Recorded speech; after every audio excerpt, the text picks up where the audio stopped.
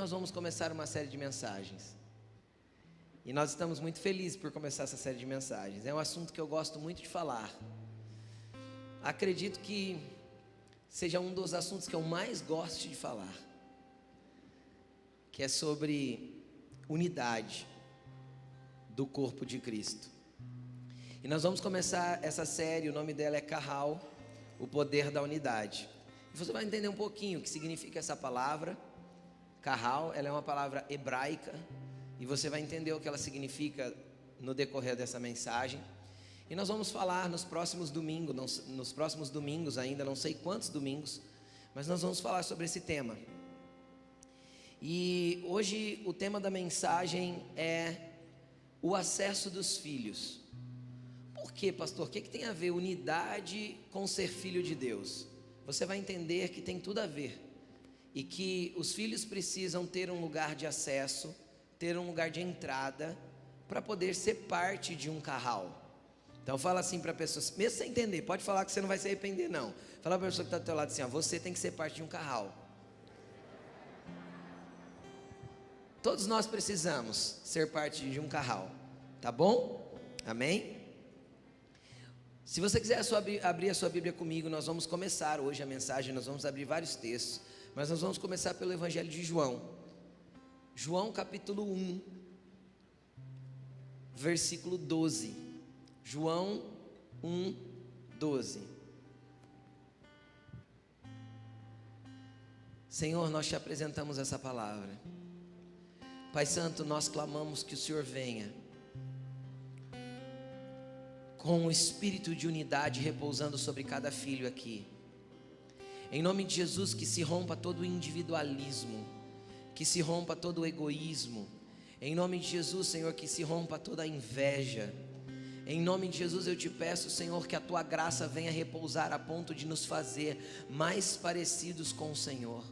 Que realmente, Senhor, o Senhor possa gerar em nós o fruto do teu Espírito, através, Senhor, do entendimento que vai ser gerado nesta palavra, e que esta palavra realmente possa penetrar, Senhor, lá no fundo, mexendo com alma e espírito, com juntas e medulas, e que ela possa ser apta para discernir os pensamentos e as intenções do nosso coração, e que as intenções do nosso coração possam ser reposicionadas para estar ligadas às intenções do seu coração, em nome de Jesus. Amém, amém. Antes de ler o texto com você, eu quero fazer você entender algo. Quem aqui, pode ser que tenha algum visitante, mas eu acredito que a massa vai levantar a mão. Quem aqui mora em Rio Preto ou região? Levanta a mão. Mirassol, Bálsamo, Tanabi, Cedral, Badibacite, a grande Badibacite, né? Badibacite tem quase um cumprir lá, né? De tanta gente que mora em Badibacite, aqui da igreja. Então, é distrito de Rio Preto, né? Aí eles piram falar isso. Então, por que eu estou falando isso? Eu expliquei isso de manhã, quero explicar isso aqui também, eu quero que você preste bastante atenção.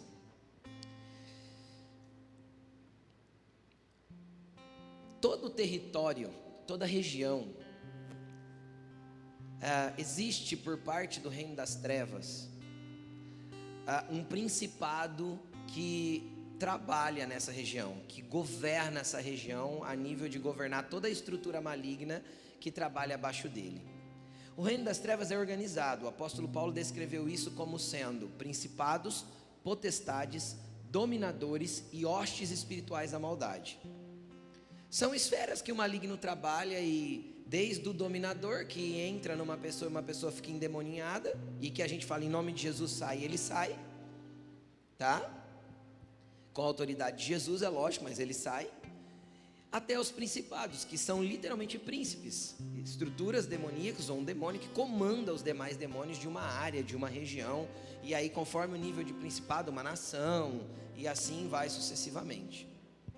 E quando a gente fala sobre a atuação de um principado que atua na nossa região, para nós é muito claro, por todos os entendimentos que a gente já teve da parte de Deus, por tanto tempo que a gente ora por Rio Preto. Aqui o principado que atua, ele atua principalmente no egoísmo, no individualismo.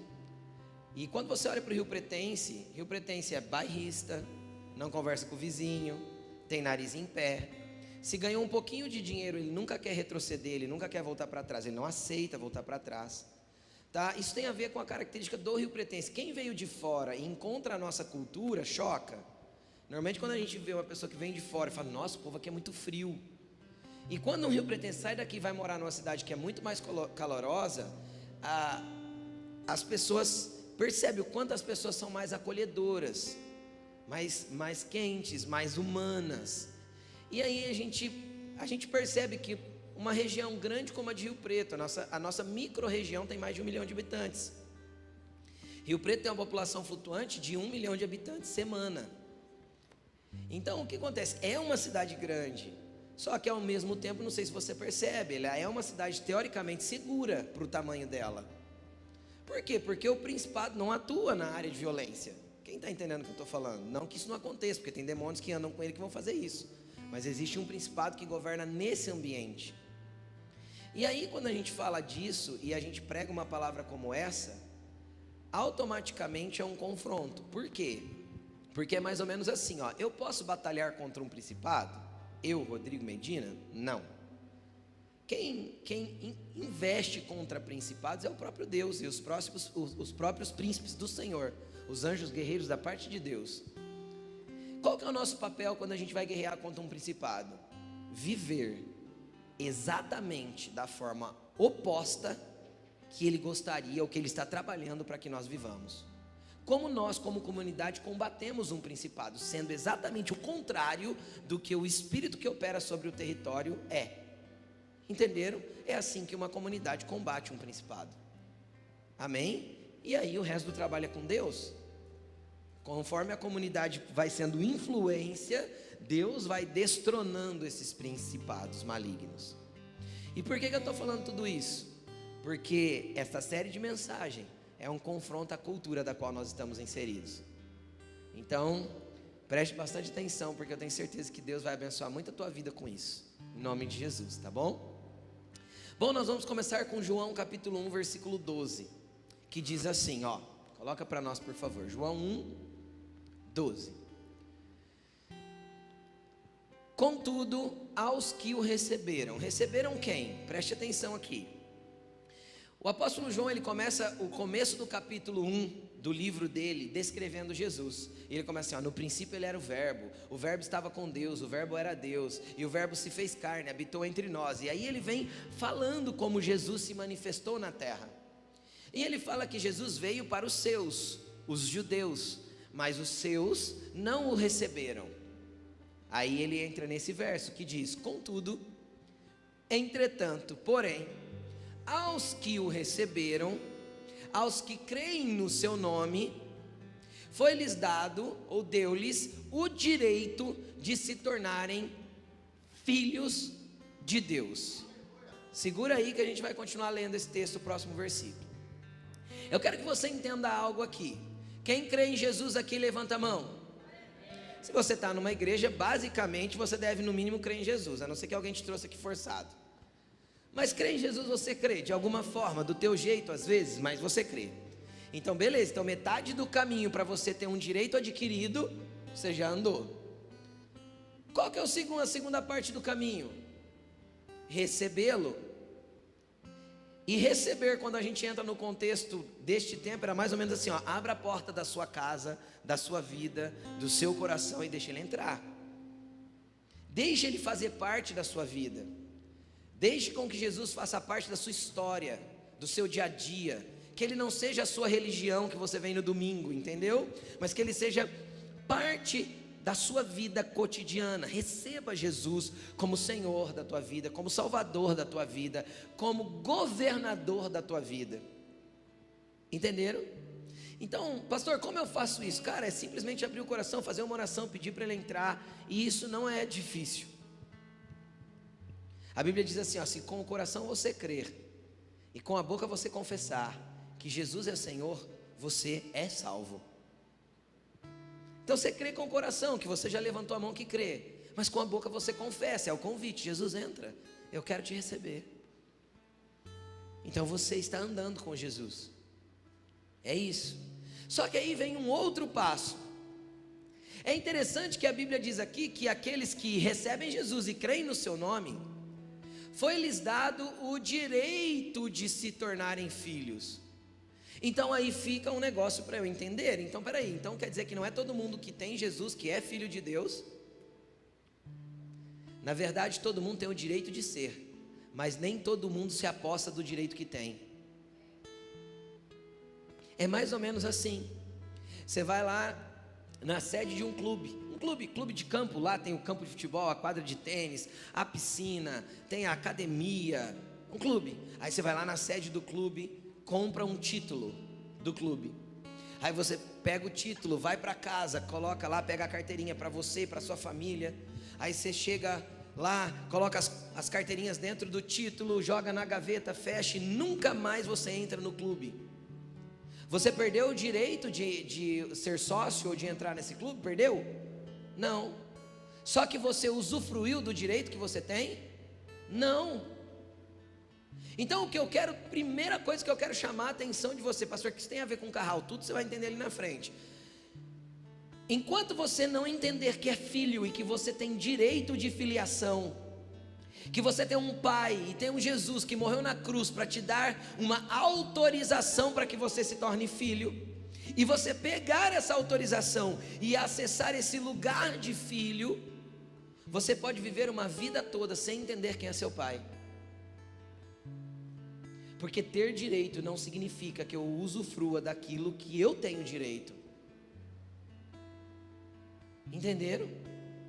Eu posso estar vindo na igreja domingo após domingo e não entender quem é meu pai. Sabe o que é interessante? É que normalmente as pessoas que não entendem a filiação de Deus, a paternidade de Deus e a sua filiação, normalmente elas olham para Deus como alguém que eu posso pedir. Eu vou clamar, vou pedir, Ele vai me dar. Então, o coração é mais ou menos como o de um pedinte, ou de um mendigo, ou de alguém que fica clamando para receber alguma coisa, ou fazendo negócio e berganhando para conseguir alguma coisa da parte de Deus.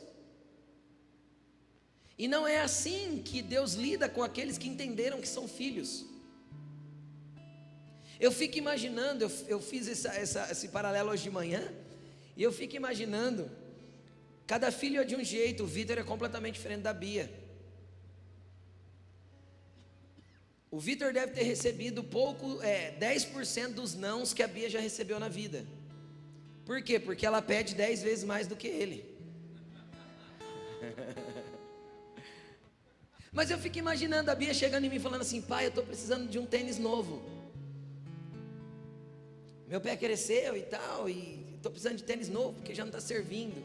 Aí eu fico imaginando eu olhando para a Bia e falando assim: não, filha, é o seguinte, então agora você vai fazer uma campanha de 7 semanas do tênis novo. Entendeu? E aí você toda semana vai ter que vir aqui na minha presença e falar: ó, querido papaizinho do meu coração, eu preciso de um tênis novo.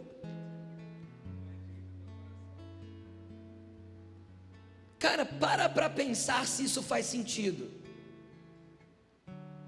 Se não faz sentido na minha paternidade natural, quanto mais faria sentido para o meu Pai Celestial. Você não tem que fazer campanha para ter bênção, porque a bênção está atrelada ao entendimento de quem eu sou. Se sou filho, eu não busco bênção, eu busco o Pai, porque a bênção está no Pai. Jacó não teve que pedir para Isaac abençoar quando ele roubou a bênção do irmão Esaú. Foi Isaac que disse: traga-os, eu quero abençoá-los. Um pai abençoa porque ama, porque quer ver o filho bem.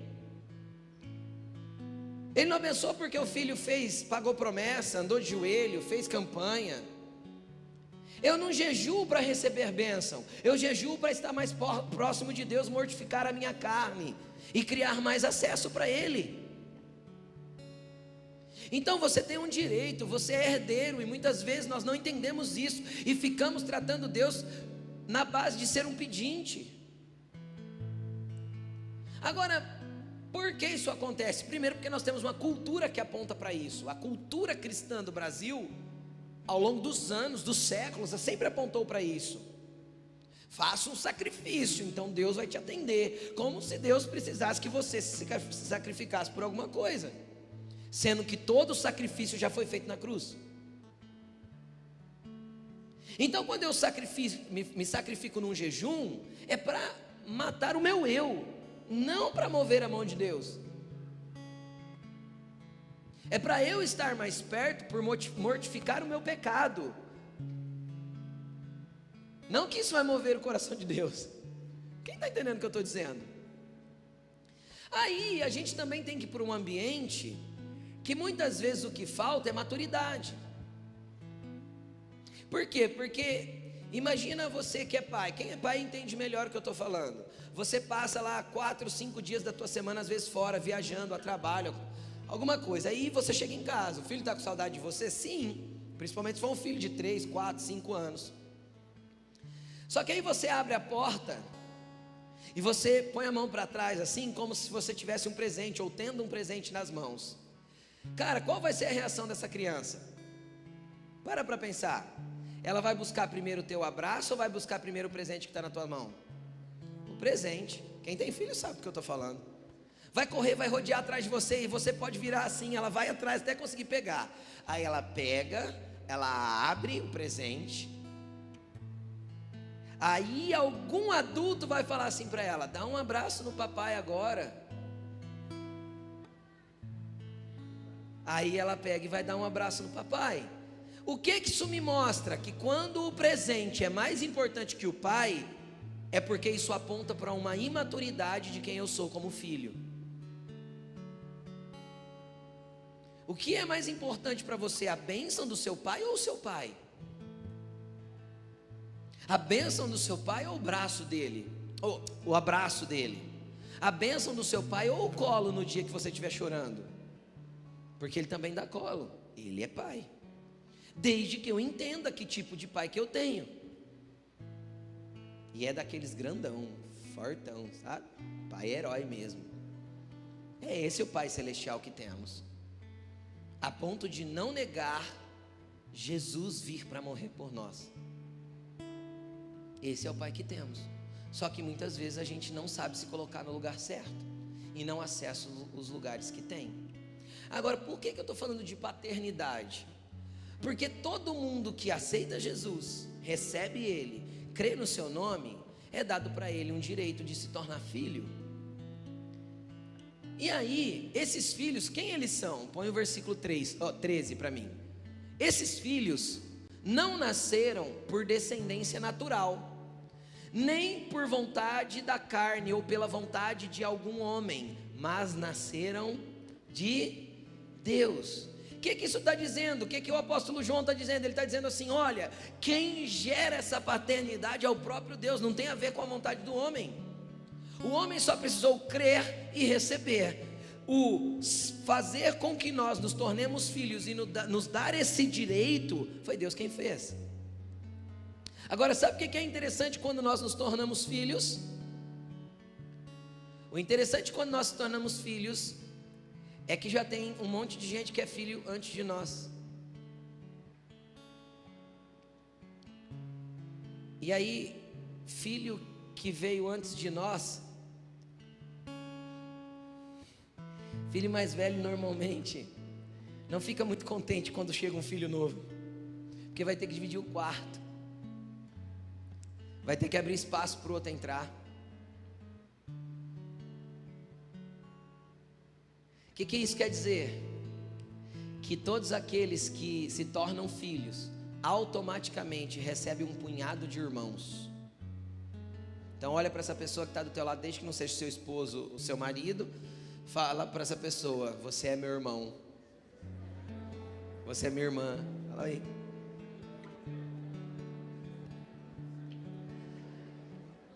Então, indiscutivelmente, a família de Deus é uma casa cheia, meu amigo. Tem gente misturada no negócio. Tem pessoas misturadas na situação da família de Deus. E aí é Deus quem fez isso. Ele escolheu. E aí quando eu entendo que eu sou filho, cara, a Bíblia diz que eu tenho o direito de acessar. Pastor, como assim direito de acessar? É o que eu te disse, você não busca as mãos, você busca o coração de Deus. Mas ao mesmo tempo você tem direito de tudo. Vamos analisar, filho. Quem aqui ainda mora com os pais? Levanta a mão. Aí. Então não se sintam ofendidos pelo que vou falar agora, preste atenção. Cara, você já parou para perceber que todo filho é folgado pra caramba? Cara, ele mora na casa do pai, que o pai comprou ou paga o aluguel. É o pai que sustenta, a mãe, sei lá, é os adultos que sustentam ali. Só que ele chama a casa do pai e da mãe de minha casa. Aí tem um quarto que foi cedido para ele. O pai e a mãe preparou e cedeu aquele quarto. Ele chama aquele quarto do quê? Meu quarto. Ainda quer trancar a porta ainda. Aí ele vai lá, abre a geladeira e ele não pergunta. Não, aí aquela família que é tudo organizadinho, regradinho, faz assim, ó. O doce da mãe, o doce do pai, o doce de um filho, o doce de outro. Aí ele vai comer o dele e faz assim: oh, pai, você vai comer teu doce?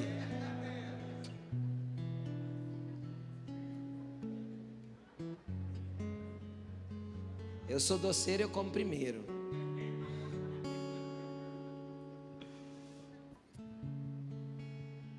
Filho é tudo folgado.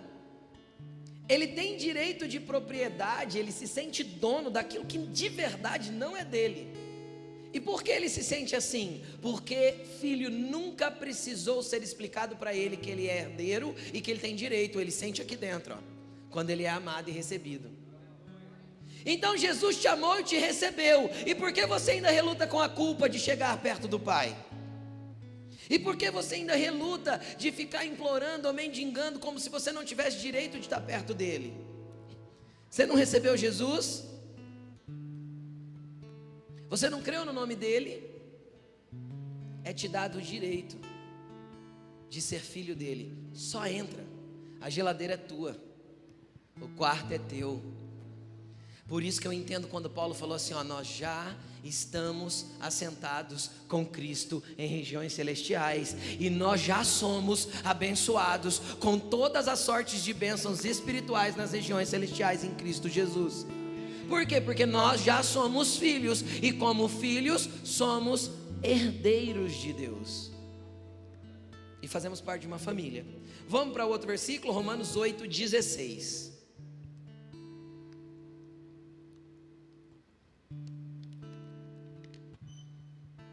Olha lá, diz assim, ó: o próprio Espírito, no caso aí Espírito com letra maiúscula, o Espírito Santo, testifica no nosso espírito, o espírito humano que está dentro de mim, que somos filhos de Deus. Pastor, eu não consigo me sentir filho de Deus, eu não consigo ter esse relacionamento que o senhor acabou de descrever. Eu gostaria que todos agora curvassem as cabeças, colocassem a mão sobre o coração, e você vai orar o seguinte: Espírito Santo, testifica no meu espírito de que eu sou filho. Pode pedir isso insistentemente. Espírito Santo, testifica aqui dentro de que eu sou filho de Deus. Testifica aqui dentro de que eu tenho esse pai. Testifica aqui dentro de que eu tenho um pai que me ama. Espírito Santo, eu te peço que o Senhor venha ministrar paternidade no coração dos órfãos. Que o Senhor venha ministrar paternidade no coração daqueles que não tiveram uma boa figura paterna aqui na terra.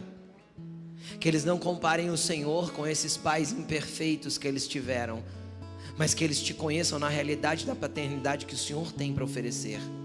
Espírito Santo, eu te peço que o Senhor testifique no espírito de cada um de que eles são filhos, e que como filhos têm direito de acessarem lugares em Ti, em nome de Jesus, amém. Amém? Aí, olha o que ele continua dizendo: se o Espírito testifica aqui dentro que somos filhos, versículo 17: se somos filhos, então somos herdeiros, herdeiros de Deus e co-herdeiros com Cristo. Deixa eu explicar essa parte primeiro. Você percebe que tem duas heranças: herdeiro do Pai e co-herdeiro através de Jesus. O que isso significa? Eu vou lá para o contexto judaico. No contexto judaico, o filho mais velho, o primogênito, ele tinha direito de dupla herança. Como que será feito? Era mais ou menos assim, ó. Imagina que o pai tem 10 filhos, aí ele morreu. Então o filho mais velho tem tanto o direito da liderança da família, como ele tem direito de dupla herança. Então vamos supor, tem 10 filhos, a herança era dividida em 11 partes iguais, e o mais velho pegava 2 partes. Era dobrado com relação aos demais. Entenderam? Isso era o direito de primogenitura. Jesus, preste atenção, era unigênito de Deus, filho único, nosso irmão mais velho, a Bíblia diz. Então ele desceu na terra, apresentou para nós um pai, porque até então Deus era conhecido como Deus. Aí Jesus vem, apresenta um pai e abre o caminho para nós irmos até esse pai. Então ele sai do lugar de unigênito e se torna primogênito de muitos irmãos, a Bíblia fala. Ele se tornou o primeiro. Só que ele não ficou só nisso. Ele abriu mão da dupla herança dele e distribuiu a parte dele para nós. Eu sou co-herdeiro através de Jesus também. Ele pega toda a parte que é dele e fala: tudo bem, eu distribuo para vocês, porque eu vim por amor a vocês. Eu vim para incluir vocês na família. Eu vim para colocar vocês dentro da família de fé. Eu vim para vocês conhecerem o Pai da forma que eu conheço. Eu vim para criar um acesso para o Pai. É por isso que antes de ir para a cruz ele disse assim, ó: eu sou o caminho, a verdade e a vida. Ninguém vai ao Pai a não ser por mim. Ele foi que abriu o caminho para nós chegar no Pai e nos fez seus irmãos mais novos, adotados, mais legítimos. Como assim, pastor? Adotados, mais legítimos? A Bíblia diz que quando nós chegarmos na eternidade, quando lerem o nosso nome no livro da vida, o salmista afirma que dirão a nosso respeito: estes também nasceram em Sião. Foi aqui em Sião que é a origem deles. Ou seja, fomos adotados, mas seremos na eternidade filhos legítimos do nosso Pai. É isso que Ele fez por você. É isso que Ele fez por nós. Então temos direito de dupla herança. Só que quando a gente fala da dupla herança, no versículo tem um se ali na frente, não tem? Se participarmos dos seus sofrimentos. Mas pastor, você acabou de falar que Deus não quer que eu sofra, que Jesus já fez tudo por mim. Deixa eu te explicar uma coisa. Esse ser é uma condição, você concorda comigo? Todas as vezes que você propõe alguma coisa, você coloca olha, isso é se, não é assim que a gente fala? É um condicional. Então esse versículo traz para mim uma condição. Eu sou cordeiro com Jesus desde que eu participe dos seus sofrimentos, para que também eu participe da sua glória. Quem quer participar da glória de Jesus aí? Amém? Eu também. Pastor, que tipo de sofrimento é esse? Deixa eu te explicar. Esse sofrimento não é para te infringir dor, de forma alguma. Jesus já levou sobre si todas as nossas dores e todas as nossas enfermidades. O castigo que nos traz a paz estava sobre ele, e sobre aquilo que ele foi pisado, eu sou curado. Que tipo de dor é essa? Essa é a dor do crescimento. É a dor que Jesus permite a gente passar para que a gente cresça em maturidade para saber lidar com a herança. Quem já sentiu dor de crescimento aí? Quem lembra? É inevitável, todo mundo passa. Agora, aonde isso está na vida cristã? Em que lugar isso está na vida cristã? Antes de eu falar onde está, deixa eu explicar o porquê Jesus quer que você cresça. Gálatas 4, versículo 1 e 2. Vamos lá. Gálatas 4, 1.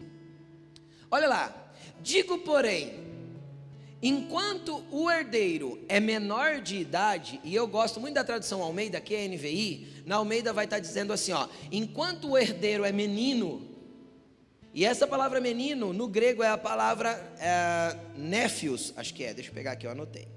Néfios, que significa imaturo, inexperiente, é isso. Enquanto o herdeiro é inexperiente, é imaturo, em nada é diferente de um escravo. Quem que é o escravo nesse contexto espiritual que a gente está falando? É aquele que ainda não recebeu Cristo e não se tornou filho. Ele ainda está desconectado da família, ele ainda está desconectado do pai.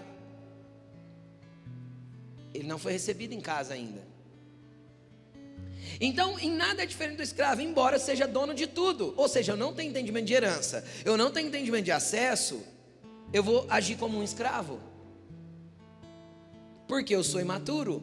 Então entenda uma coisa, Jesus quer que você cresça espiritualmente. Jesus quer que você tenha maturidade no relacionamento com Ele. Lógico, isso é um processo.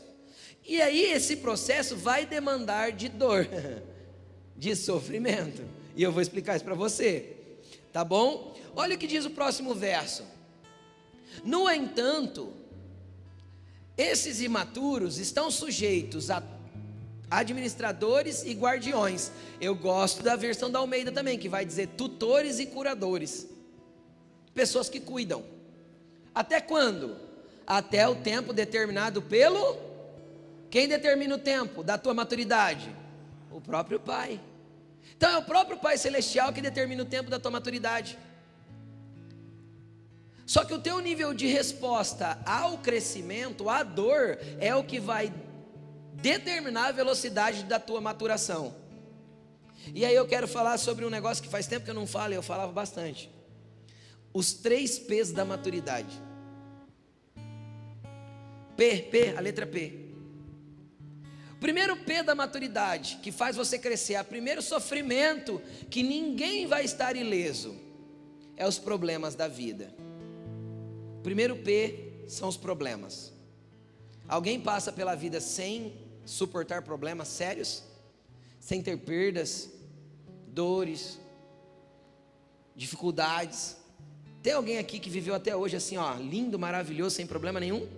De buenas assim? Então deixa eu te explicar uma coisa, isso é palavra de Jesus, ó, no mundo vocês terão aflições, mas não perturbe o vosso coração, eu venci o mundo. Jesus disse isso para nós, ou seja, a vida, indiscutivelmente, indiscriminadamente, vai dar uns solavancos de vez em quando. Dá ou não dá, gente? E como dá? Então os problemas da vida é parte desses sofrimentos de dor de crescimento. Por quê? Porque no problema da vida, Satanás quer te matar. Quer fazer com que você desista de tudo, quer matar a sua fé, quer fazer você entender que o pai que você acabou de entender aqui hoje não presta, não está cuidando de você.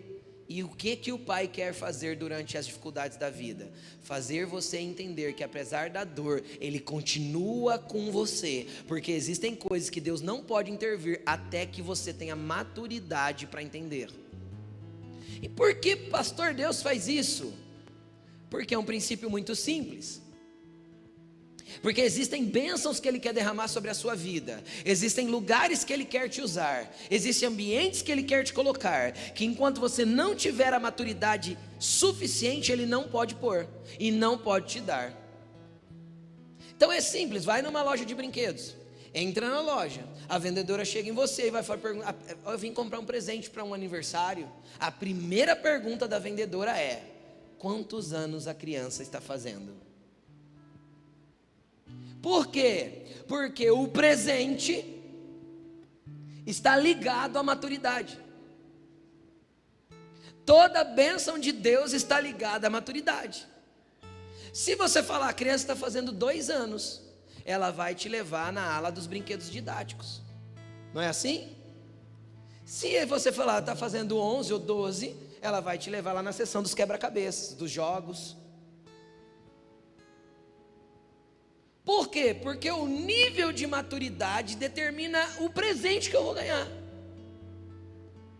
E aí tem gente que não está disposto, começa a reclamar dos problemas da vida, só reclama, só murmura, porque Deus não está me ouvindo, porque se Ele tivesse me ouvindo, porque se Deus fosse realmente Pai, não estava acontecendo. Calma, Ele só está te forjando. Permaneça com Ele, glorifique a Ele, mesmo quando tudo está ao contrário.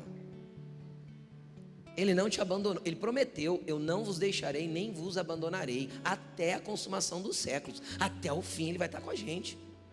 Ele não te larga, cara. Se Ele morreu por você, você acha que Ele vai te largar? Esquece essa possibilidade. Só que como um bom pai, tem hora que você tem que dar um pai que quer forjar maturidade no filho, tem coisa que ele tem que dar alguns passos para trás e falar assim, vai.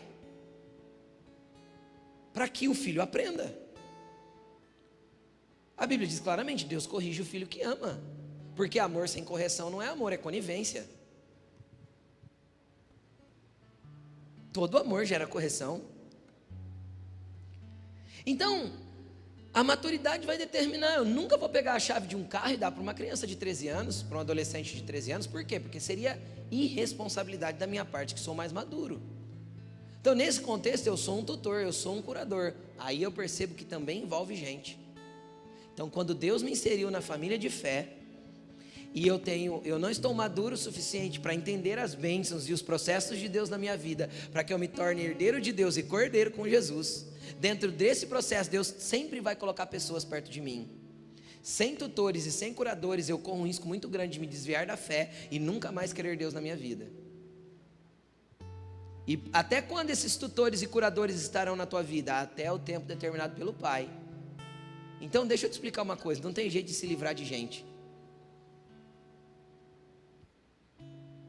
Vamos lá, continuando. Qual que é o segundo P, pastor? Não falei que era 3 P's? Segundo P é a palavra de Deus. Conheça as escrituras, você sofre menos. Por quê? Porque ela é o manual da vida. Ela é o manual do Criador. Você já leu o manual do seu carro? Não, né? Mas leia o seu. Vai ser importante. Porque o seu carro você vai passar com ele alguns anos. E você com você mesmo, você vai estar a vida inteira. Então a Bíblia é o livro que você se entende, porque é o manual do teu Criador. Então ela te dá fundamento para os momentos difíceis da vida, para você saber lidar. Ela te dá base para te sustentar nos momentos que te falta chão. Ela estimula a tua fé, porque a fé vem senão por ouvir e ouvir a palavra de Deus. Quanto mais eu tenho da palavra de Deus, mais eu tenho fé, menos difícil será para passar os momentos de dor da vida. Conheça as escrituras, conheça a palavra de Deus. Leia a Bíblia. Leia livros de revelação sobre a Bíblia. Terceiro P, pessoas. Problemas, palavra, pessoas. Deixa eu te explicar uma coisa. Você vive em problema o tempo inteiro? Não, os problemas da vida é assim, eles vêm e passam. É ou não é? É, ninguém vive em problema o tempo inteiro, senão ninguém aguenta, certo? Eles vêm, forjam alguma coisa, marcam alguma coisa em você e passam. Você pode sair de lá muito mais forte, como você pode sair de lá completamente abatido. Deus quer que você saia forte. Então grude em Deus, que vai dar certo. Mas pessoas, não tem jeito, eu não me livro dessa encrenca. Eu vou trabalhar, tem gente. Eu vou para a igreja, tem gente. Eu vou para a academia, tem gente. Tudo que eu vou fazer tem gente junto. E por que Deus colocou gente perto de mim? Porque gente é parte do meu processo de maturação. Por quê? Porque gente é complicado, gente. Gente, é difícil. Não é fácil lidar com gente. Feliz quem trabalha com gado.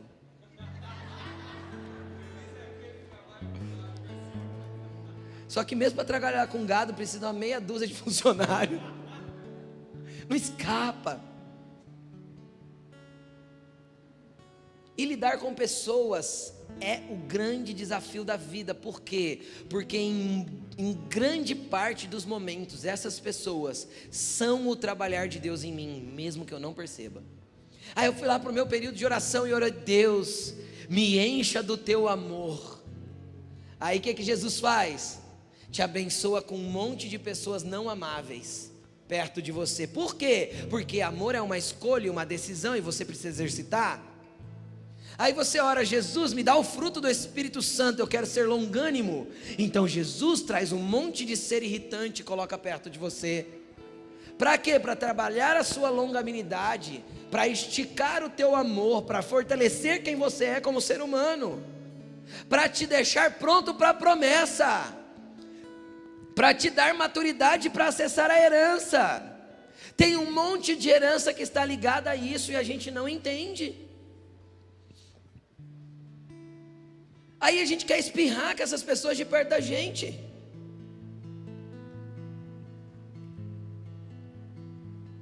E não tem como espirrar, tem que amar. Jesus não falou, aí a gente começa a entender alguns versículos. Se alguém obrigar você a caminhar 2 milhas, 1 milha com ele, vai 2. Se alguém te arrancar a túnica, dá a capa. Se alguém te bater na face direita, dá a outra. Dá a quem te pedir e não te desvies daquele que quer que você empreste. Ensinamentos de Jesus. Aí a gente olha para isso e acha um peso. Como que eu vou viver isso, Deus? Se alguém bater na minha cara, eu dou um soco de volta. Na hora. Quando eu falo de bater na cara, não precisa ser necessariamente o tapa na cara, mas você já parou para perceber que toda ofensa é um tapa na cara? Então Jesus vai ter que de algum jeito te ensinar a lidar com as ofensas. Porque um coração ofendido é um coração distante de Deus. E aí você perde a herança. Então, se de fato você estiver disposto a participar do sofrimento de Jesus, não se ofendendo, não revidando, indo como ovelha muda ao matadouro, entende? Então você é corredeiro com ele, ou seja, tudo que é de direito dele, ele passa para você. Tudo que é de direito dele, ele passa para você. E você quer que eu te conte o que é direito dele? João 17, versículo 1 ao 5. Jesus orou mais ou menos assim, não precisa abrir não, anota só. Jesus orou mais ou menos assim: Pai, eu cumpri o que o Senhor me deu a fazer, agora me glorifica com a glória que eu tinha contigo antes que o mundo existisse. Uau! Então ele tem uma participação da glória dele para dar para você, tanto aqui como eternamente. Agora vamos para a comunidade de fé, para a comunidade de irmãos. Vamos ler um versículo aqui, ó, Efésios 2,19. Vamos lá, Efésios 2,19.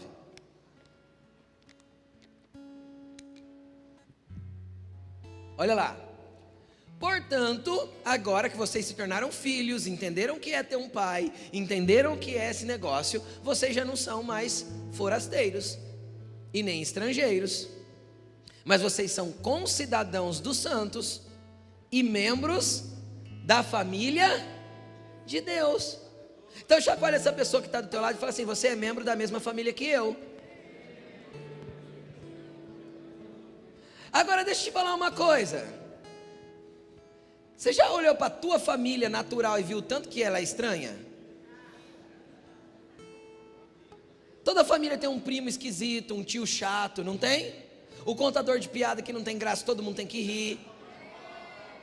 Não é? Toda família tem as suas esquisitices, as famílias naturais. Agora, por que você acha que na família de Deus, que é muito maior, não teria muito mais esquisitice? Sendo que tem gente entrando nela toda hora. Toda hora chega gente nova na família de Deus. Aí, deixa eu entrar num negócio aqui que nós vamos falar mais profundamente numa outra mensagem, mas eu vou só pincelar.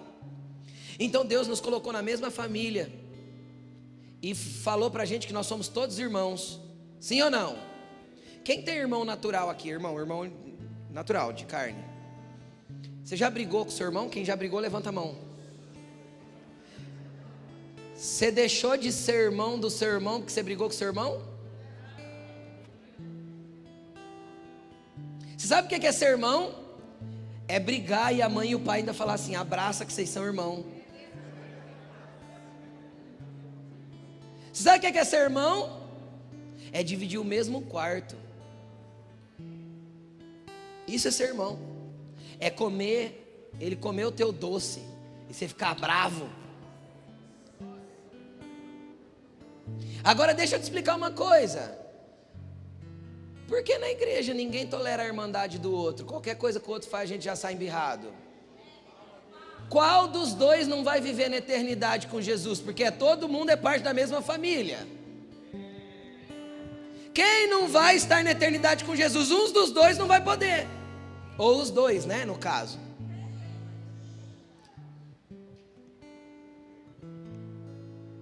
Se na família natural a gente tolera, a gente ama, a gente fala: tá bom, gente, tudo bem, é ruim, mas é família. A família de Deus é igual, cara. Entenda uma coisa, Jesus falou isso. Eu não vim para os bons, eu vim para os ruins. Eu não vim para os sãos, eu vim para os enfermos. Eu vim para aqueles que precisam ser transformados. Eu vim para aqueles que são irritantes, chatos, precisam ser transformados, precisam mudar, não tem caráter. É para esses que eu vim, porque esses eu posso transformar e fazer uma grande obra na vida deles. Só que a gente vai precisar ser tutor e curador dessas pessoas. Agora, quem é curador não ofende, cura. Quem é curador, cuida. Agora, existe dentro do contexto algumas frustrações que não tem nada a ver com a pessoa. Tem a ver com você, e você precisa aprender isso. Que tipo de frustração? Quiser anotar essa frase, ela é muito poderosa. Frustração é uma expectativa que eu criei sobre o outro e o outro não atendeu. Mas quem criou essa expectativa? Eu. Às vezes o outro nem sabia. Então toda frustração é fruto de uma expectativa não atendida, que eu mesmo criei. Posso te falar uma coisa? Para mim, na Bíblia, tem claramente duas pessoas que Jesus frustrou. Agora vamos lá, se Jesus frustrou, o que sobra para mim? Como que Jesus frustrou e quem são essas pessoas? Aí eu quero te dar um paralelo. O primeiro que eu vejo frustrado é João Batista. João Batista estava preso. João Batista primeiro foi o cara que abriu o caminho para Jesus, a Bíblia diz. É tipo assim, ó. João Batista colocou Jesus no ministério. Sabe aquela coisa? Projetou ele para o ministério e foi. João Batista estava com o ministério no auge. Todo mundo indo para o Rio Jordão ser batizado por ele. Aí chega Jesus. Aí ele olha para Jesus e fala assim: eis o Cordeiro de Deus que tira o pecado do mundo. Importa que ele cresça e eu diminua. Uau! Que lindo! Aí João Batista vai preso. Aí ele manda um recado para Jesus através dos seus discípulos: escuta, você é o Cristo que haveria de vir ou eu espero outro? João estava ou não estava frustrado com Jesus? Às vezes porque Jesus não foi fazer uma visita para ele na cadeia. Não sei o que ele esperava de Jesus. Ele esperava alguma coisa que Jesus não fez. Entende? Ele esperava alguma coisa que Jesus não fez. Agora, por que João ficou frustrado? Ficou frustrado com a expectativa dele. Jesus não prometeu nada para ele. Jesus cresceu e ele diminuiu. Quando ele diminuiu, ele ficou ofendido. Entendeu? Importa que ele cresça e eu diminua. A hora que eu diminuo, eu fico bravo. Fico questionando. Entendeu? O outro que ficou frustrado com Jesus, Tomé. Por quê? Porque Tomé esperava um rei, não redentor, mas o Jesus que vai voltar, o rei leão, guerreiro, o rei que tomaria o trono, destronaria Roma, colocaria o reino. Tomé esperava esse Jesus, e ele veio como redentor primeiro. Ele vai voltar como governador, mas ele veio primeiro como redentor. Aí a Bíblia diz que Judas morreu enforcado, porque traiu Jesus, e Tomé vazou, ficou só 10. Aí Jesus apareceu para eles, para os 10, Tomé não estava. Aí foram contar para Tomé, Tomé falou assim: eu não acredito. Porque Tomé estava frustrado, porque Jesus não foi o que ele esperava. Expectativa que ele criou na cabeça dele, não tinha nada a ver com Jesus. Jesus nunca disse que seria esse rei naquele momento. Aí o que aconteceu? O que eu quero te dizer? Presta atenção aqui, vem comigo. Acontece que um dia depois, Tomé está lá com eles e Jesus aparece de novo. O que Jesus faz? Jesus está com o corpo glorificado. Jesus mostra as mãos e fala assim: está vendo, Tomé? Põe o dedo. Aí Jesus levanta aqui do lado o furo da lança e fala assim: aqui ó, minha ferida, pode relar, sou eu. O que isso me mostra? Que enquanto Jesus estava com o corpo físico na terra, aquele era o corpo de Cristo. Mas a partir do momento que Jesus morre e ressuscita, o corpo de Cristo é esse coletivo aqui, ó. É isso que a Bíblia ensina. Ele é o cabeça e a igreja é o corpo. Então, a frustração causada pela igreja, quem cura? O próprio corpo sendo exposto, mostrado e tocado. Então, se você está fugindo da igreja faz tempo, porque a igreja te feriu, a igreja te machucou, alguém da igreja te frustrou, as expectativas não foram atendidas, querido, deixa eu te explicar. Permaneça na comunidade, permaneça no corpo, que é o próprio corpo que vai te curar. Não tem cura para feridas causadas no corpo, fora do corpo. Porque no corpo, quando eu tenho uma ferida, é o meu próprio corpo que trabalha para curar a ferida. No corpo de Cristo não é diferente. Está aí a função dos tutores e curadores. Então sabe o que isso me mostra? Que nós somos interdependentes uns dos outros, que não existe possibilidade de eu ser cristão e desigrejado. Porque sem igreja eu não faço parte de um corpo, e sem estar no corpo, nem bactéria e vírus sobrevive fora do corpo. Entendeu? Quanto mais nós, que fomos chamados para a família de Deus para viver juntos. É irmão, cara. Sai faísca? Dá treta? Não vou te largar. Fala para essa pessoa assim, ó, eu vou ser igual os agalos, vocês vão ter que me engolir. Fala para ele, você vai ter que. Fala para a pessoa, você vai ter que me engolir. Sabe quanto tempo? Sabe quanto tempo você vai ter que engolir esse irmão? Eternamente, porque ele vai viver na mesma eternidade que você. Pessoal, você chegar em Jesus e falar assim, ó, vem comigo, ó, olha aqui. Você chega lá em Jesus e fala assim, ó, Jesus, onde o pastor André vai morar? Aí Jesus fala assim, ah, naquela casa lá. Tem um lugar para mim no condomínio do outro lado lá, assim, longe, bem longe, não quero ficar com o André não. Aí Jesus puxa a alavanquinha assim, ó, abre o alçapão.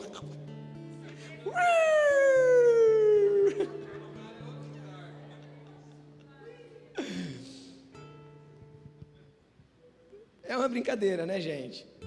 Mas entenda uma coisa, você vai viver com uma comunidade eternamente. Você vai estar do lado de gente. Não tem como escapar. E o que eu faço, pastor? Eu sou reservado. Eu também. Eu também sou. A Laine é da Muvuca, eu não. Pergunta para ela, a gente vai num aniversário, por exemplo, uma festa, um churrasco, qualquer coisa. 1h30 antes de ir embora eu começo a falar, Laine, vamos embora. Laine, vamos embora. É 1h30 antes, 2 horas antes. Porque eu já sei que vai demorar muito para ela ir embora, porque ela gosta de povo. Qual que é o jargão da Laine? E aí, povo. O negócio dela é povo. A gente tem que aprender. Eu não vivo sem você. Entendeu? A minha maturidade está ligada à sua imaturidade. Já parou para pensar nisso ou não? E vice-versa. O teu crescimento está ligado a você compreender a minha humanidade e as minhas falhas, mesmo sendo seu líder. Tudo isso está ligado à maturidade que nós vamos ter juntos, ao crescimento que nós vamos ter juntos, como família de fé, como família de Deus. Agora eu quero ir para o entendimento da palavra carral, para a gente finalizar hoje. Vamos lá. Eu quero ir com você para Mateus capítulo 16, versículo 13. Mateus 16, 13. Olha aqui o que diz. Jesus chegou à região de Cesareia de Filipe, perguntou aos seus discípulos: quem os outros dizem que o Filho do Homem é? Ele olhou para os discípulos e falou assim: o que estão fofocando a meu respeito aí? O que estão falando a meu respeito? Qual que é o boato que corre? Aí eles responderam: alguns dizem que é João Batista, que João Batista nessa altura já estava morto, eles achavam que o espírito de João Batista estava sobre Jesus. Outros dizem que Elias, outros Jeremias, um dos profetas. Próximo. E vocês? Perguntou ele. Quem vocês dizem que eu sou? Jesus joga a pergunta para eles. Tá, tudo bem, que estão falando, beleza, entendi. E vocês? Aí Pedro responde: tu és o Cristo, o Filho do Deus vivo. Pedro responde certo, de forma coerente. Por que Pedro responde certo? Jesus vai explicar. Feliz é você, Simão, filho de Jonas, porque isso não foi revelado por você por carne ou sangue, mas o meu Pai que está nos céus te revelou. A revelação veio do próprio Pai no Espírito. Pedro olhou para Jesus e entendeu quem ele era. Até aí, tudo bem. O que tem a ver com isso? Aí Jesus continua: eu digo que você é Pedro, e sobre esta pedra edificarei a minha igreja, e as portas do inferno ou do Hades não poderão vencê-la. Em outras traduções vai estar: não resistirão contra ela. ou não prevalecerão contra a igreja. Por que eu estou te mostrando esse versículo? Porque essa daqui é a primeira menção da palavra igreja na Bíblia. Primeira vez que aparece a palavra igreja é nesse texto. E esse texto, o original disso foi escrito em grego. E a palavra grega para igreja é a palavra eclésia, que tem o seguinte significado no dicionário: pessoas chamadas para fora dos seus lares para um ajuntamento, uma assembleia. Então, pessoas que são chamadas para sair de dentro das suas casas e se reunir em algum lugar. Esse é o significado de eclésia. Ok, até cabe usar esse texto para a igreja, mas eu quero te chamar a atenção de uma coisa. Jesus não falava grego. Jesus era judeu, estava na Judéia, e ele falava hebraico. Você concorda comigo? O grego foi a língua que foi escrita no Novo Testamento, porque era a língua mais falada nesse tempo, como o inglês, por exemplo, é hoje. Entenderam? Mas Jesus não falava grego, Jesus falava hebraico. E a palavra hebraica que substituiria a palavra eclésia é a palavra carral. Agora, qual que é a grande diferença da palavra carral para a palavra eclésia? É que carral significa pessoas juntas por um propósito comum, por um entendimento comum. Não tem a ver só com um chamamento para alguma coisa, porque alguém te convocou. Tem a ver com o entendimento impresso no Espírito. Aí eu entendo porque o Espírito testifica com o meu espírito que eu sou filho, porque todo filho é chamado para estar na família, no carral de Deus. Então nós estamos juntos por um propósito maior, o propósito do reino de Deus ser propagado sobre a terra.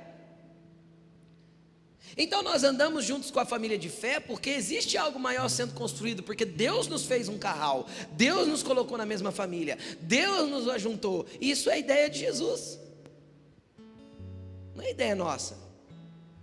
Igreja não é a estrutura, não é o templo, não é a instituição, não é o CNPJ. Igreja é eu e você juntos com um propósito único, com um apontamento de direção único dado pelo Pai. Isto é igreja, isto é o carral de Deus, este é o lugar que Deus quer que nós permaneçamos. E você pode até fazer parte de uma comunidade local diferente. Existe a igreja de Deus sobre a terra, e existe as congregações locais, ou os carrals locais, que vão ter um propósito comum para um apontamento que Deus está dando. Mas foi Jesus que criou isso, e Ele mandou a gente ficar junto. Pastor, mas é tão difícil. É difícil porque a gente é duro, é difícil porque a gente complica, é difícil porque a gente é orgulhoso, embirrado, briguento, não cede, não abaixa a orelha, não sabe ser humilhado. Se nós aprendêssemos que a humilhação é o caminho para a autoridade espiritual. E como é? Porque por causa da humilhação de Jesus, Ele foi colocado acima de governos, tronos e autoridades, e ao nome dEle todo joelho se dobrará e toda língua confessará que Ele é o Senhor. Por quê? Porque Ele se humilhou. Quem desce, Deus exalta. Quem se exalta, Deus resiste. E para quem que eu vou descer? Pastor, eu me prostro só diante de Deus, eu desço só para Deus, aleluia, eu sou santo, santo, santo sou eu. Cara, Deus vai usar a pessoinha para te humilhar, porque isso é parte do processo de fazer você amadurecer. Então olha para a pessoa que está do teu lado e fala assim: eu te amo, pessoinha.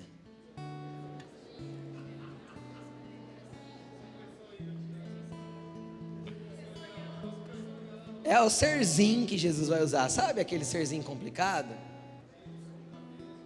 Por isso que o maior treinamento para a gente ser crente de verdade é o casamento, não é?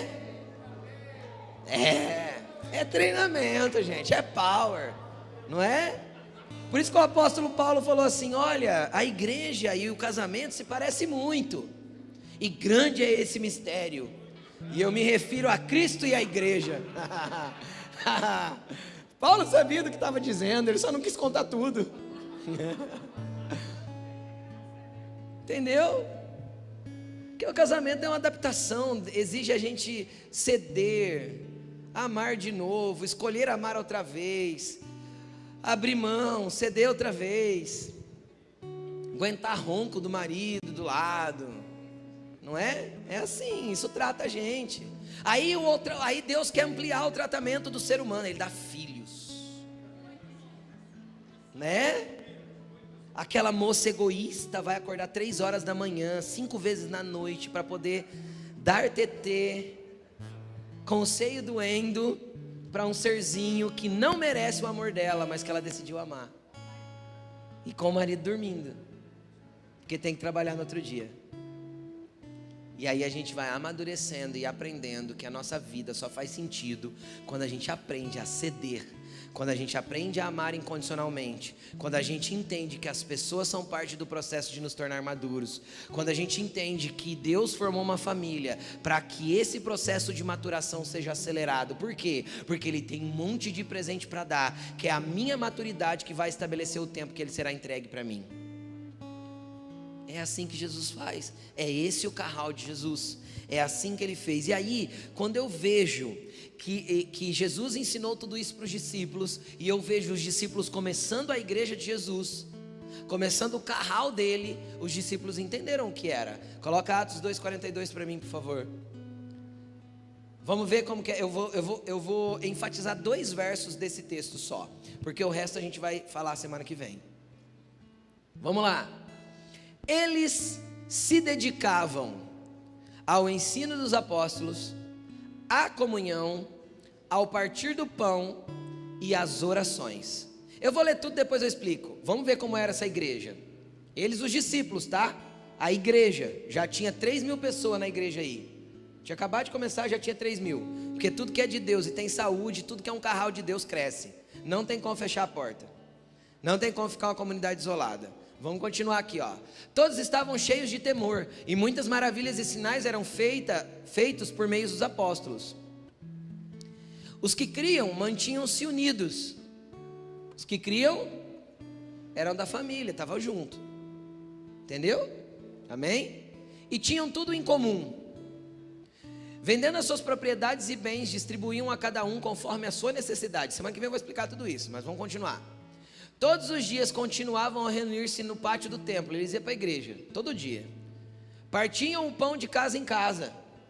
Eles iam para a casa dos irmãos também. Entendeu?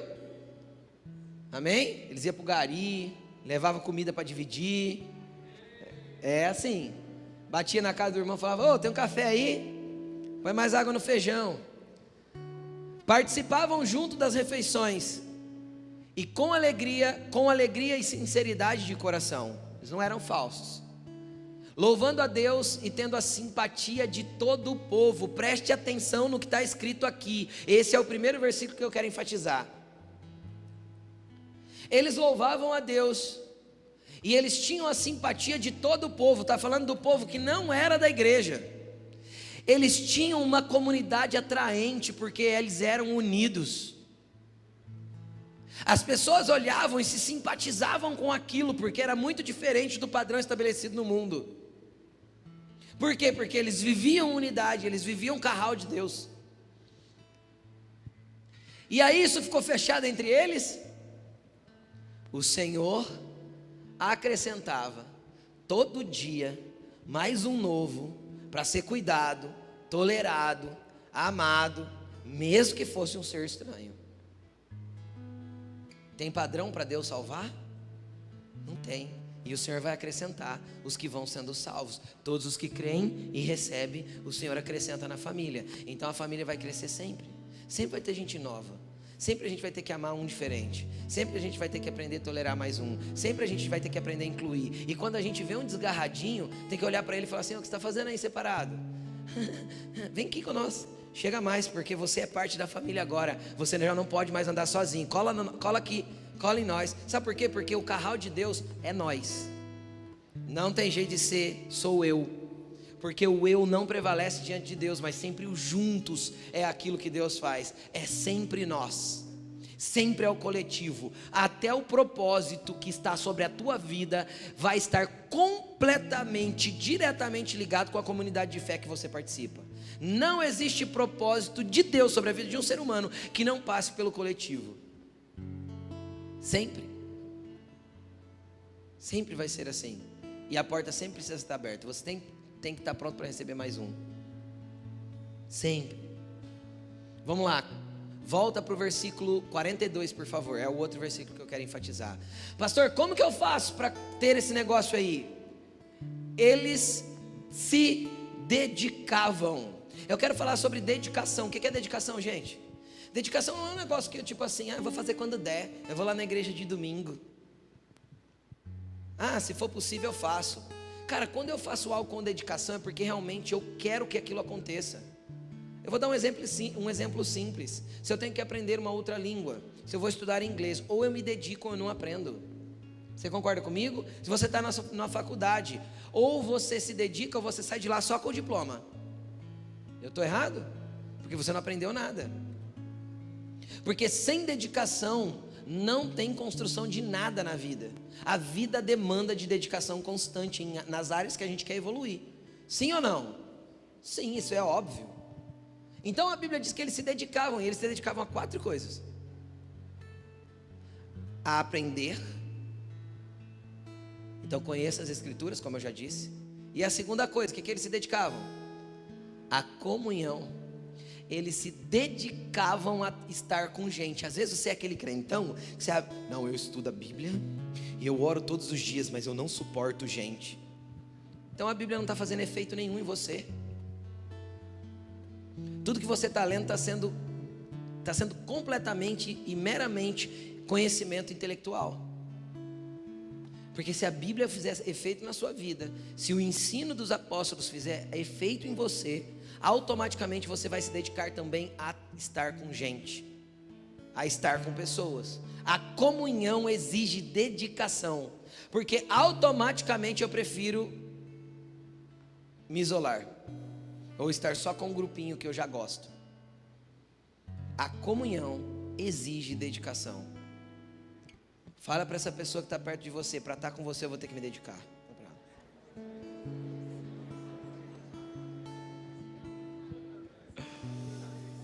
Eu vou precisar me esforçar muito para estar com você, viu? Vamos continuar? E diz assim: ao partir do pão. O que é o partir do pão? O partir do pão é o compartilhar, que é diferente da comunhão. A comunhão está junto. E estar ligado no mesmo espírito, no mesmo propósito. Isso é comunhão. E o que é partir o pão? É o compartilhar. Aí eu quero te falar, não entra apenas na esfera do que eu como. Por quê? Porque muitas vezes nem essa necessidade existe, todo mundo tem de sobra. Você concorda comigo ou não? Entre aqueles que eu estou junto, às vezes todo mundo tem. Partir o pão é tanto essa necessidade humana, se ela existir, como é aprender a compartilhar da minha vida.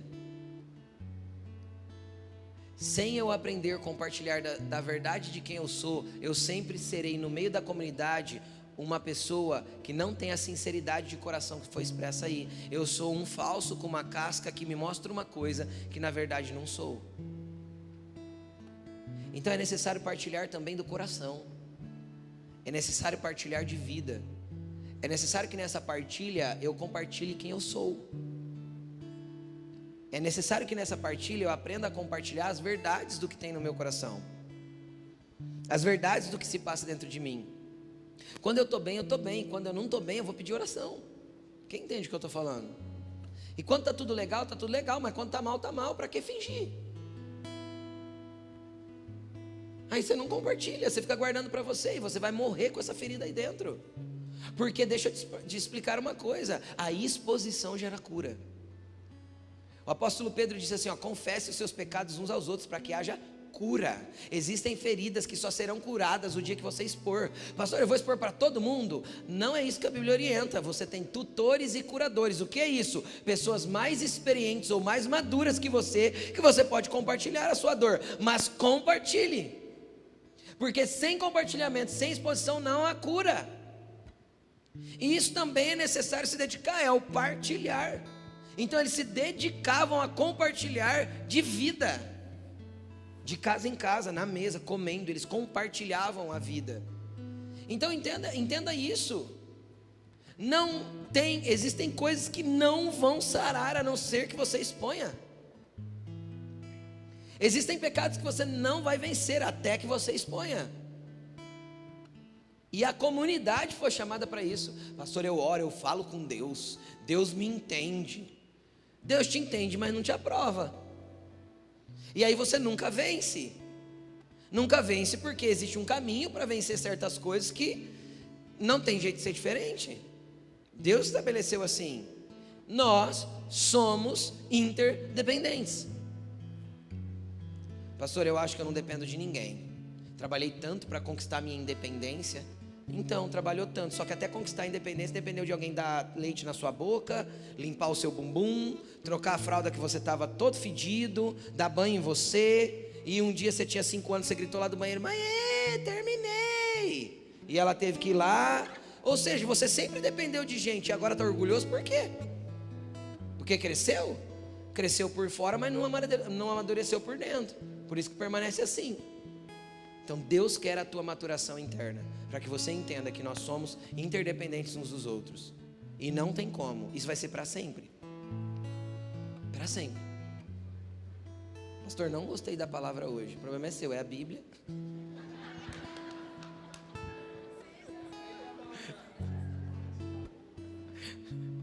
Não tem como ser diferente, é assim que Jesus determinou. Esse é o carral de Jesus. E por último, eles se dedicavam às orações. Então ore. É a mesma dedicação. O interessante é que não traz níveis de dedicação diferentes. Eles se dedicavam aos 4. Os 4 têm a mesma importância dentro do carral de Deus. Entendeu? Os 4 têm a mesma importância. Eu preciso orar o tanto quanto eu leio, o tanto quanto eu me dedico à comunhão, porque parece que oração e leitura de Bíblia é espiritual, e ter comunhão não. Não é assim? Eu não vou deixar de estar com Deus para estar com os irmãos agora. Eu estou com meu Pai. Cheio. Aí está com os irmãos da mau testemunho. Entendeu? Então, precisa de um equilíbrio das 4 coisas, na mesma intensidade. Eu oro, eu leio palavra, eu tenho comunhão e eu partilho. Aí, o carral de Deus está começando a ser formado. Agora, quando a gente fala, é a última frase em nome de Jesus. Quando a gente fala de uma comunidade do tamanho da nossa, é fato que a gente não vai ter comunhão com todo mundo e que a gente não vai ter, às vezes nem conhecer todo mundo. Por isso nós temos pequenos grupos. Por quê? Porque eu vou ter o meu carral, as pessoas nas quais eu compartilho, eu tenho comunhão, eu divido, eu exponho. Porque não dá para ter com todos, é óbvio, uma comunidade grande não tem como. Então, tenha o seu carral, busque um lugar para isso. Busque um gari, os nossos garis que são os nossos pequenos grupos. Tenha pessoas perto de você. Pastor, eu sou Rio Pretense, não gosto de ir na casa das pessoas. Terça-feira você vai se levantar e falar assim: ó, Satanás, eu vou fazer exatamente o contrário do que o principado dessa terra quer que eu faça. Vou me dedicar a ter comunhão, em nome de Jesus. Coloque-se de pé.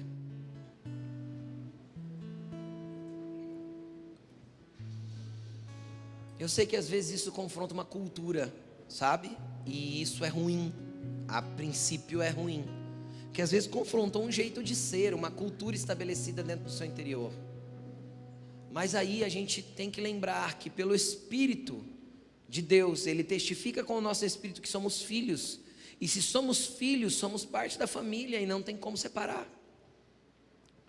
Então, eu gostaria que você orasse agora. Eu não vou fazer um apelo hoje para chamar um grupo de pessoas aqui para frente. Por quê? Porque todos nós precisamos orar por essas coisas aí. Todos nós. Porque em dado momento eu sou orgulhoso, em dado momento eu sou arrogante. É ou não é? Em dado momento eu dou um esporro na pessoa. Ninguém está imune disso. Você concorda comigo ou não? Porque às vezes a gente não está num dia bom. Não é? Quem já foi fazer um carinho no dia que a esposa está de TPM? Terrível, né? Às vezes a gente não está no dia legal. E às vezes a gente acaba ferindo as pessoas, mas não queria. Mas esse é o lance. É aprender a lidar com isso e continuar junto. Esse é o carral de Jesus. Foi Ele que inventou esse negócio, não tem nada a ver com a gente. Só que Ele pediu para a gente entrar e ficar. Então fique, continue, insista. Jesus está trabalhando na tua maturidade. Jesus está trabalhando no teu crescimento. O que você vai orar agora, querido? Qual vai ser o foco da sua oração nesse momento? Aquilo que você tem debilidade. Faça uma autoanálise. Às vezes você ainda nem entendeu a paternidade de Deus sobre a tua vida. Então peça para o Espírito, igual a gente fez aquela oração junto, para o Espírito testificar dentro de você. E às vezes você não está conseguindo lidar com pessoas. Então o que você vai pedir? Jesus, eu preciso aprender a lidar com seres humanos, com gente. Eu preciso aprender a ter comunhão, preciso me dedicar a essas coisas. Então comece a orar agora. É um momento seu e de Jesus, porque cada um tem a sua dificuldade numa área diferente. Comece a falar para Ele: Jesus, eu tenho dificuldade nisso, eu tenho dificuldade naquilo. Seja sincero com Ele. Eu preciso do auxílio do Teu Espírito Santo. Eu entendi nessa noite que sem gente, sem pessoas, eu não consigo. E às vezes você está no meio de um problema na vida terrível. E às vezes você tem um monte de irmão perto de você que está pronto para te dar os braços, te ajudar, até te carregar no dia mau, no dia difícil. E você fica relutando em expor que está em dificuldade. Passar por problemas é normal.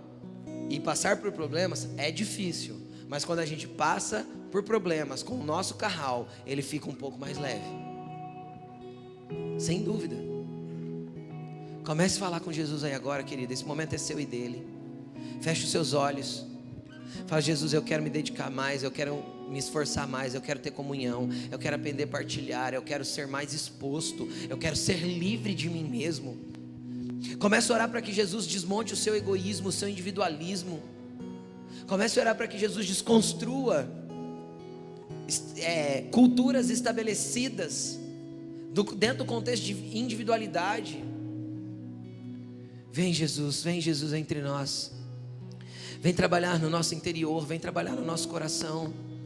Vem Jesus manifestar o teu poder entre nós como filhos. Somos os teus filhos e queremos o Senhor. Vai buscando Jesus, busca Jesus intensamente nessa hora, querido.